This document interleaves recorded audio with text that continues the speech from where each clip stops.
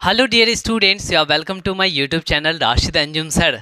आज अपन थ्योरम 10.1 को सॉल्व करने वाले हैं, दैट मीन्स कि प्रूफ करने वाले हैं, और वो आपके क्लास 10th के एनसीईआरटी का है और ये चैप्टर नंबर 10 है।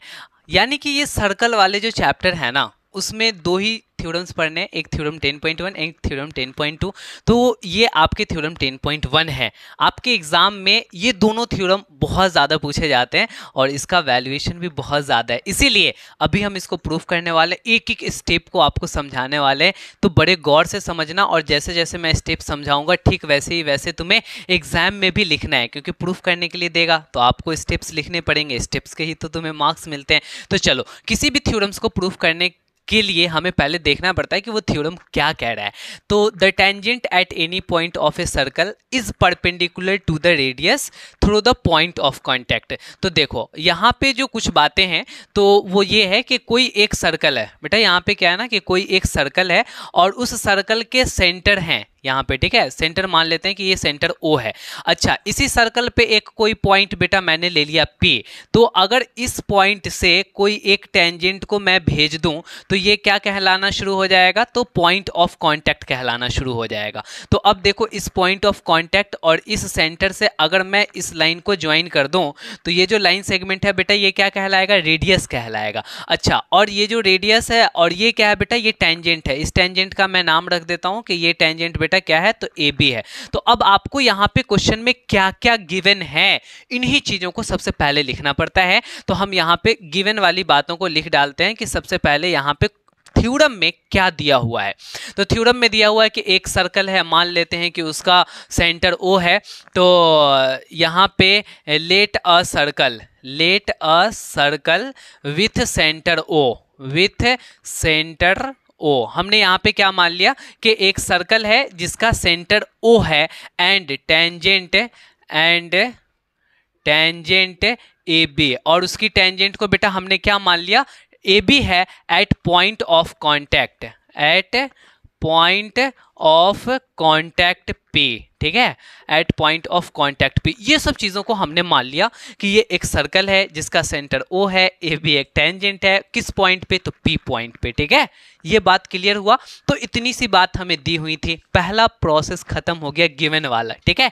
गिवन के बाद हमें लिखना पड़ता है कि क्या हमें प्रूफ करना है, वो बताना पड़ता है। तो टू प्रूव, अब यहाँ पे हमें क्या प्रूव करना है? तो हमें यही प्रूफ करना है कि बोल रहा है कि जो रेडियस होता है ना पॉइंट ऑफ कांटेक्ट से, वो उस टेंजेंट पे परपेंडिकुलर होता है। तो हमें ये प्रूफ करना है कि OP जो है वो AB पे परपेंडिकुलर होगा। तो OP परपेंडिकुलर AB, ये हमें यहाँ पे प्रूफ करना है। यहां तक की बात क्लियर है कि नहीं, ये बताओ। क्योंकि स्टेप वाइज स्टेप नहीं समझोगे ना तो फिर तुम्हें दिक्कतें आ जाएंगी, याद भी नहीं रहेंगे। तो हमें ये प्रूफ करना है। कभी कभी क्या होता है ना कि थ्योरम में कंस्ट्रक्शन करने की नीड पड़ जाती है, तो जब कंस्ट्रक्शन करने की नीड पड़ती है तो कंस्ट्रक्शन करना पड़ता है। तो अब टू प्रूफ के बाद जो स्टेप लिखना पड़ता है वो होता है बेटा कंस्ट्रक्शन, ठीक है। तो अब हमें यहाँ पे कंस्ट्रक्शन करना पड़ेगा। क्या कंस्ट्रक्शन करना पड़ेगा? तो ध्यान से देख लो, तुम्हें भी यही बात, तो इन्हीं चीज़ों की कंस्ट्रक्शन करनी पड़ेगी। देखो यहाँ पे हम ये कंस्ट्रक्शन कर रहे हैं कि हम P के अलावा कोई एक दूसरा पॉइंट बेटा Q ले रहे हैं, और ये जो Q है ना वो पॉइंट ऑफ कांटेक्ट के अलावा कोई दूसरा पॉइंट कहीं पर भी, हम इस AB टेंजेंट पे एक पॉइंट ले लिए, ठीक है, और उसको हमने क्या किया ना कि यहाँ से ज्वाइन कर डाला है, ठीक है। यहाँ से हम बेटा यहाँ से ज्वाइन कर डाले हैं। तो अब हमने इसको ज्वाइन कर डाला, तो बस इसी बात को लिख लेना है कि take a point Q other than P, ठीक है। हम यहाँ पे लिख रहे हैं कि take a point Q on किस पे? AB पे। तो ऑन AB अदर देन, किसके अलावा लेना है बेटा?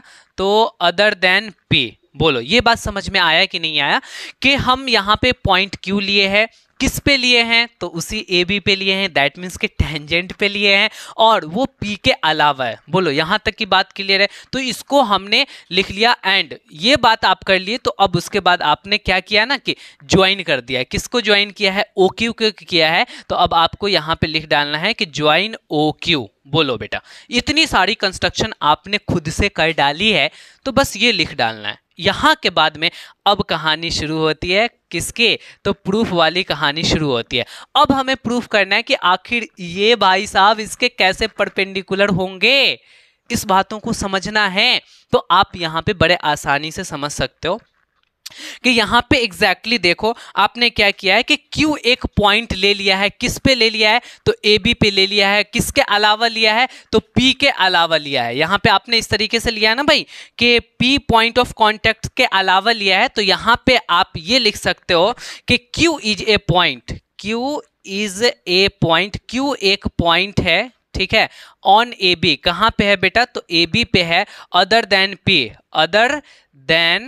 Other than point of contact P, point of contact P। बोलो बेटा यहाँ पे Q जो है इस AB पे है, P के अलावा है, इसका मतलब आपने ये समझ लिया कि Q जो है वो सर्कल के बाहर है। ये बात बोलो, ये समझ में आया कि नहीं आया? P को छोड़ के कहीं पर भी तुम पॉइंट ले लोगे तो वो वाला जो पॉइंट है वो सर्कल के बाहर निकल जाएगा। निकलेगा कि नहीं निकलेगा? केवल और केवल सर्कल पे P रहेगा, P के बाद कोई भी पॉइंट लिया जाएगा, चाहे आप कहीं भी पॉइंट ले लो, एकदम नज़दीक पास में भी ले लो, तो इसके अलावा कोई भी पॉइंट होंगे वो बाहर होंगे, ठीक है। तो यहाँ से आपने ये लिख दिया कि therefore Q lies outside the circle, outside the circle. बस इतनी छोटी सी बात तो आपने लिखा है कि Q को हमने P के अलावा लिया और वो भी टेंजेंट AB पे लिया, इसीलिए Q सर्कल के बाहर होगा। बोल बेटा ये समझ में आया कि नहीं आया? इतनी सी बात अगर आप समझ गए हैं तो अब आपको आगे की बातों को समझाना है। अब हम ये मान लेते हैं कि ये जो OQ है ना वो सर्कल को इंटरसेक्ट कर रहा है, कहीं पे इंटरसेक्ट कर रहा है, तो इसको हम मान लेते हैं कि वो R पॉइंट पे इंटरसेक्ट कर रहा है, ठीक है। ये बात समझ रहे हो? तो अब हम यहां पे लिख देते हैं let OQ intersect the circle at point R। जो बात हम करते जा रहे हैं उसको लिखते जा रहे हैं। Let OQ intersect the circle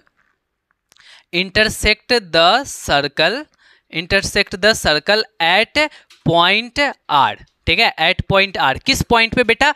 ये OQ इंटरसेक्ट कर रहा है सर्कल को तो R पॉइंट पे इंटरसेक्ट कर रहा है।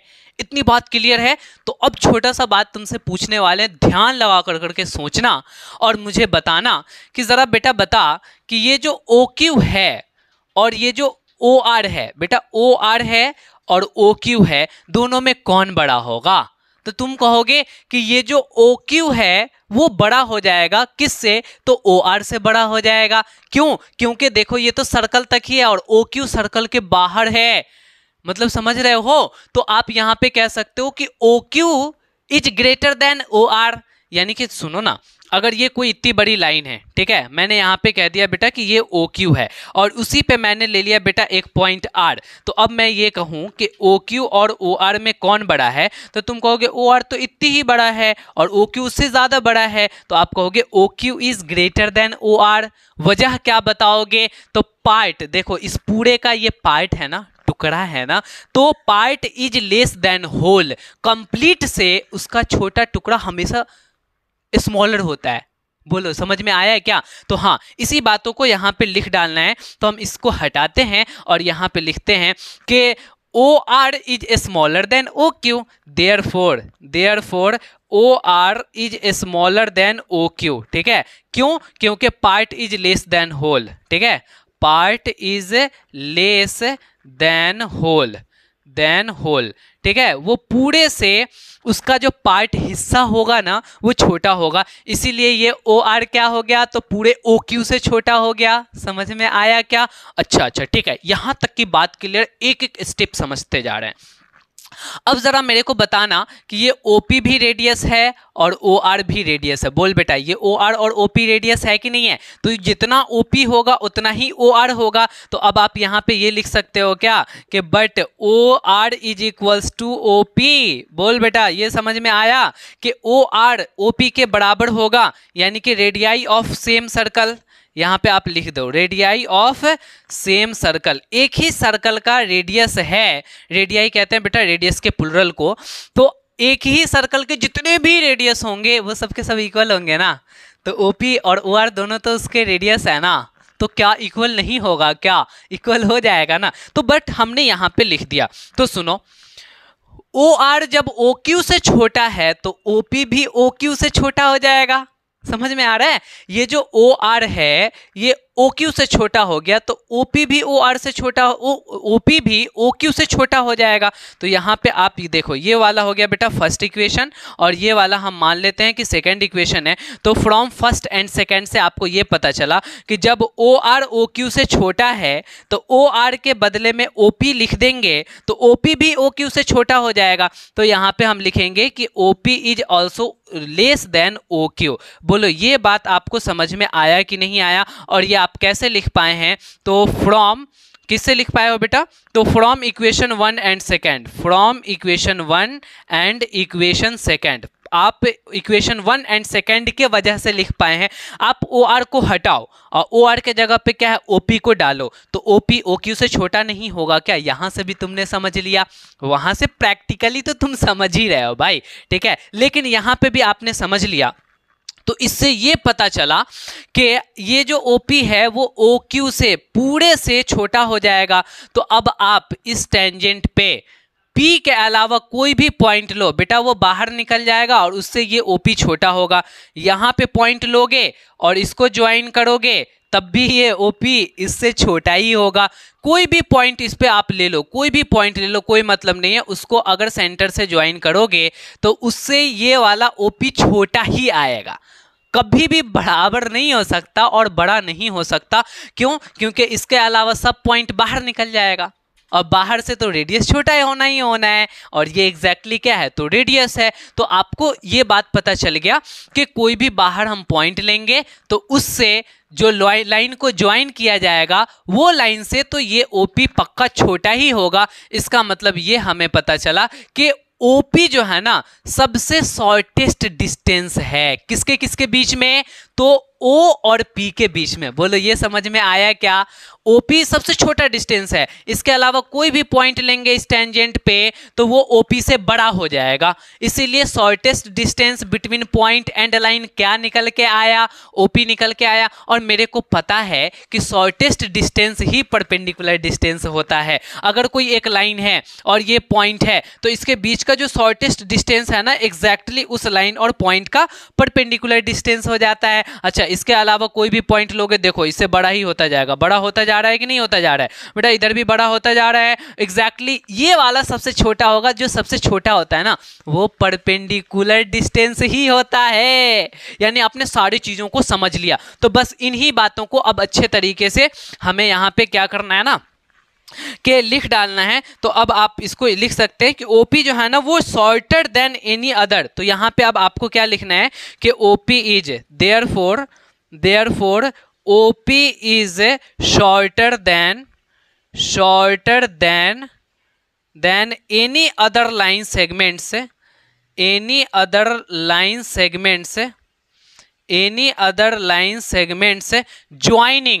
ज्वाइनिंग किसको किसको ज्वाइन करेगा बेटा? तो joining O and point on AB, joining O to the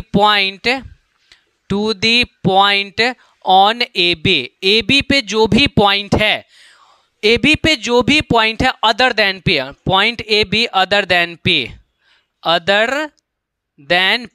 P के अलावा कोई भी पॉइंट ले लो, उसको जो ज्वाइन करने वाला लाइन होगा उससे पक्का ये जो है ना OP जो है वो छोटा होगा। तो OP is shorter than any other line segment joining O to the point on AB other than P, यानी P के अलावा कोई भी पॉइंट को लेगा तो वो क्या हो जाएगा बेटा? OP जो है वो हमारा क्या हो जाएगा? शॉर्टर हो जाएगा। यानी हमें ये पता चला कि OP जो है वो शॉर्टेस्ट डिस्टेंस है। देयरफॉर हम इसको भी लिख देते हैं कि OP is shortest distance between किसके किसके बीच में बेटा? तो between point and line, between point O and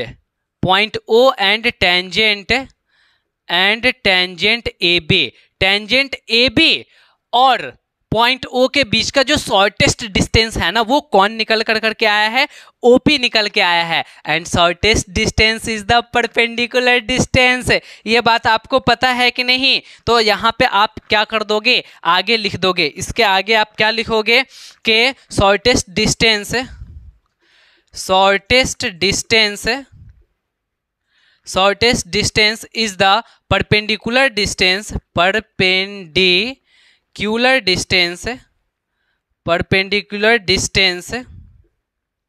shortest distance is the perpendicular distance from a point and a line, ठीक है। ये बात आपने लिख डाला कि जो शॉर्टेस्ट डिस्टेंस होता है वही परपेंडिकुलर डिस्टेंस होता है, तो देयरफॉर आप ये कह दोगे कि OP जो है वो क्या हो जाएगा, परपेंडिकुलर हो जाएगा। किसके परपेंडिकुलर हो जाएगा, तो टेंजेंट AB के परपेंडिकुलर हो जाएगा। और ऐसे लिखने के बाद आप लिख डालोगे कि प्रूव्ड है, ठीक है। और यही हो गया आपके पूरे के पूरे एग्जामिनेशन के सॉल्यूशन, और यहाँ से आपका ये जो प्रूफ है वो पूरा का पूरा आपको मार्क्स दे देगा। तो आई थिंक हमने पूरी की पूरी कोशिश की बेटा आपको ये थ्योरम को समझाने का, और आई होप कि आप समझ चुके होंगे। तो आप इसको प्रैक्टिस कर लेना, जितना ज़्यादा प्रैक्टिस कर लोगे उतना तुम्हारे लिए बेहतर होगा। और एग्जाम में जाकर के फटाफट लिख डालना यार। अगर आपको थोड़ा बहुत कम समझ में पहली बार आया हो तो वीडियो को थोड़ा सा बैक करो, और जहां से नहीं समझ में आया देखो, बार बार देखो, तुमको समझ में आ जाएगा। एंड आई होप आपको समझ में आ ही गया होगा, दोबारा देखने की नीड नहीं पड़ेगी। आप इसका नोट्स बना लो एंड बार बार डेली का डेली इसको रिवाइज किया करो। आप अगर हमारे नए स्टूडेंट हैं देन प्लीज़ हमारे इस चैनल को सब्सक्राइब कर देना, और सब्सक्राइब करने के बाद वीडियो को तो लाइक ज़रूर पक्का से कर ही देना। कोई भी प्रॉब्लम हो तो हमें कमेंट सेक्शन में बताना, और आपको ये सारी की सारी थ्योरम समझ में आई है तो जल्दी से कमेंट कर डाला ना #राशिद अंजुम सर। मिलते हैं हम किसी नेक्स्ट वीडियो में, अभी की कहानी यहीं तक। Okay bye, good night.